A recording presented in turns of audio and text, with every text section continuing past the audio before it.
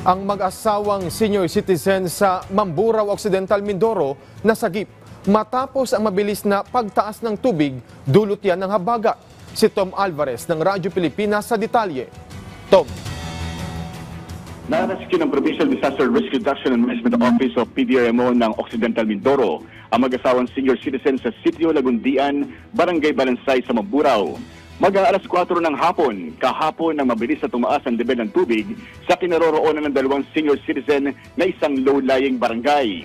Ayon kay PDRM Officer Mario Muling Bayan Jr., agad na tumawag ang kaanak ng matatanda sa kanilang tanggapan at humingi ng tulong na mailipat sila sa mas ligtas na lugar.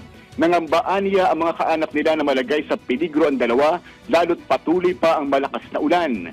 Sa ngayon, nasa maayos na ang kalagayan ng mag-asawa kasama ang kanilang anak. Samantala, ang iba pang residente ng Sitio Lagundian ay ligtas ding nailikas ng mga kawani ng PDRMO.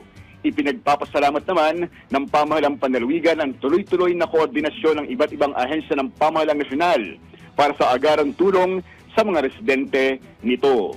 Mula rito sa Lucena para sa Integrated State Media, Tom Alvarez ng Radyo Pilipinas, Radyo Publiko. Maraming salamat at ingat dyan, Tom Alvarez ng Radyo Pilipinas.